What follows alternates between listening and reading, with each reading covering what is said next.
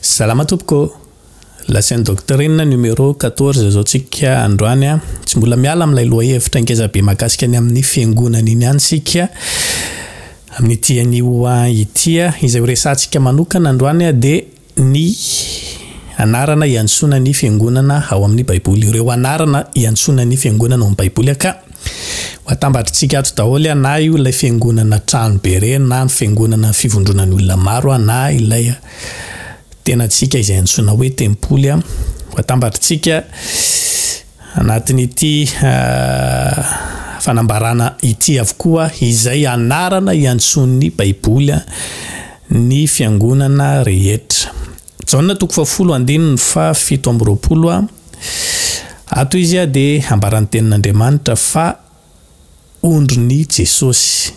Koritianina 2 toko 2:2 ato ndray de ambarany tenin'Andriamanitra fa fofombadiny Kristy. Zany hoe zany rehetrarehetra zany de anarana iantsona ny fiangonana avokoa. Mateo toko 10:7 antsona izy ato hoe virgine ka na io virgine 10 endry na io virgine 10 adala de fiangonana avokoa zany rehetrarehetra izany. Jauna toko 10:5 sampamboloboka. Efesiana toko 4:12 tenan'ny Kristy no iantson'ny tenin'Andriamanitra ny fiangonana ato. Efesiana toko 2:12 antsona izy ato hoe tempoly.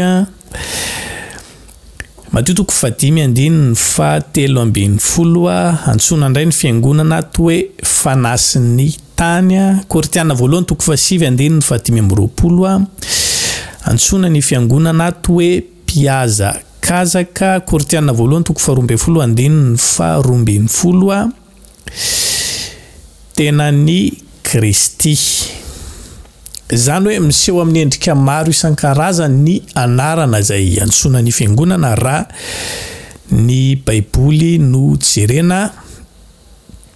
Ndao toizatsika avetrany ny filazana mahakasika ny amin'izay fiangonana izay ihany. Inona ary ny zavatra takina amin'ny fiangonana. Romanina toko 12:1 koa amin'izany mangataka aminareo aho ry rahalahy noho ny famindrapon'Andriamanitra mba hatolotrareo ny tenanareo fanatitra velona masina sitrak'Andriamanitra de izay fanimpom-panahy mety ataonareo.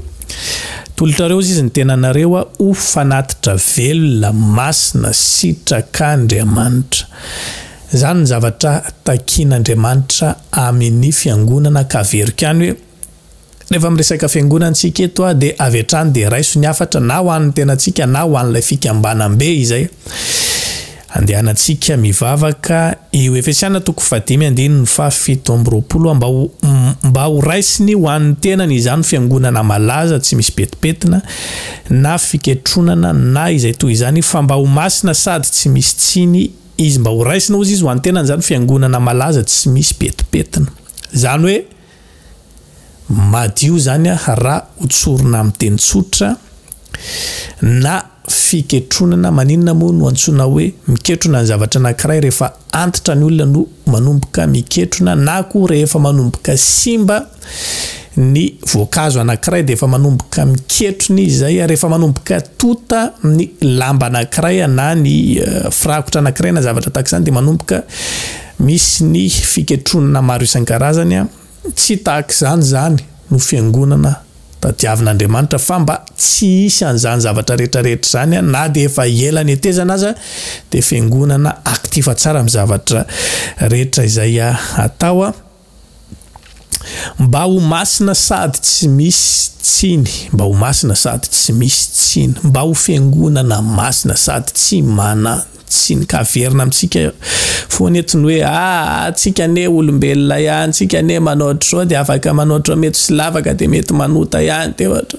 Betabe fialatsiny izay azontsika resana fa izay takin'ny tenin'Andriamanitra aloha eto de mba ho fiangonana masina sady tsy misy tsiny. Rehefa miresaka an'izany hoe tsy misy tsiny zany tsika de voabango ao avokoa zany izay zavatra maro isan-karazany mety handoto ny tenantsika na io kely na io ngeza tokony ezaka zany tsika hiala amin'ny izany. Lasa ny fotoanantsika andeha ho avelantsika eo ny filazalazana mahakasika ny amin'izay aloha. Mbola ho resantsika amin'ny manaraka indray ny amin'ny mbola ilaina ve ny fandehanana miditra ampiangonana mbola misy karazana ten'Andriamanitra maro isan-karazany zay hoentintsika anaporfonany amin'izany fanambarana izany zay anasaka anao sady iaraka amiko eto amin'ny heriny anio ataka an'izao ametraka veloma mandra-pena mandra-pitafa ho amin'ny vidéo manaraka indray samia ro tain'Andriamanitra veloma tompo.